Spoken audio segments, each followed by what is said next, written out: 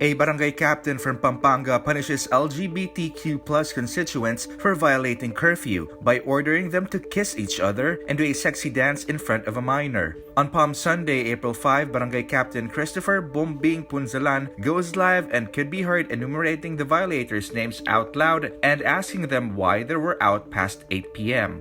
Punzalan also taunts the curfew violators, saying they were probably looking for prostitutes. Among these LGBTQ plus violators were 22-year-old Jessica Malyari and 20-year-old Chanel Salazar, who went out past 8 p.m. to buy biscuits for their grandmother from a nearby sari-sari store. Malyari says Punzalan ordered her to kiss Salazar. Malyari adds some violators received other styles of punishment as well, like wetting bond papers with sweat and lying on the road until morning.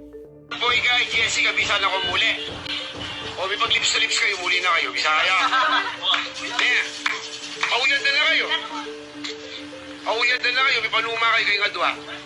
Punzalan apologizes on Monday, April 6, after snippets of the videos went viral, saying he did it due to exhaustion from catching violators every night. Punzalan says future violators will be brought to the municipal hall instead.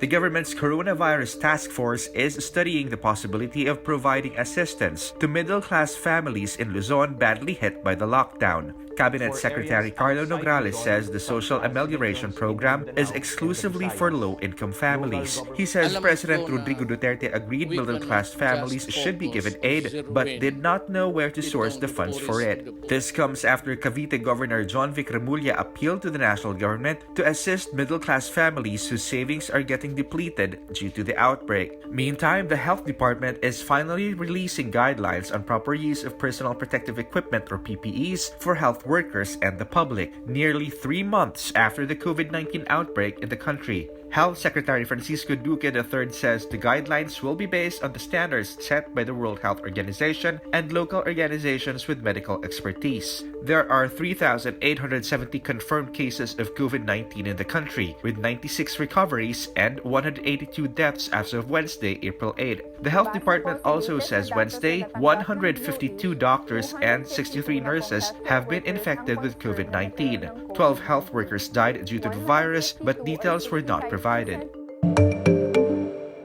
The Philippine Foreign Affairs Department expresses deep concern over the recent sinking of a Vietnamese fishing boat by a Chinese vessel in the South China Sea. Vietnam released a video showing a large Chinese ship chasing and ramming a wooden Vietnamese fishing boat near the Paracel Islands on April 2. Beijing disputed Vietnam's claim, saying the Vietnamese fishing boat refused to leave the area after being ordered by a Chinese Coast Guard ship and later suddenly turned sharply and hit the Chinese ship. The Philippines had a similar experience in June 2019 when a Chinese ship rammed a Filipino fishing boat Gemver in Recto Bank and abandoned Filipino fishermen to the elements. The Filipinos were rescued by Vietnamese fishermen. Like the Philippines, Vietnam claims part of the South China Sea, where China asserts sweeping claims of ownership.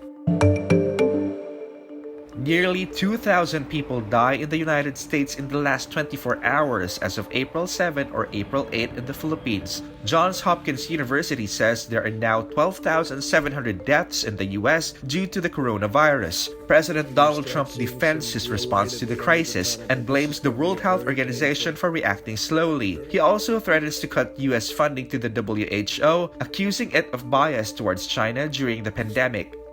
They call it wrong. They missed the call. They could have called it months earlier. We're going to put a hold on money spent to the WHO. Meantime, China lifts the travel ban on residents of Wuhan, where coronavirus began last year, after no new deaths were logged in the city in the last 24 hours. Thousands of people rushed to leave as flights resume and roadblocks are removed. As of Wednesday, April 8, there are more than 1.3 million cases of COVID-19 in the world, with more than 80,000 deaths in 192 territories and countries. A pair of pandas in Hong Kong finally decides to mate after a decade. Ocean Park, Hong Kong releases photos of the pair embracing, free from prying eyes and camera phones. Ying Ying and Lily arrived in Hong Kong in 2007. Pandas are notoriously bad at reproducing, especially in captivity. Park officials say the pair had made attempts at natural mating since 2010, but did not succeed until this year after years of trial and learning. Online users say the absence of crowds might have boosted the pair's confidence.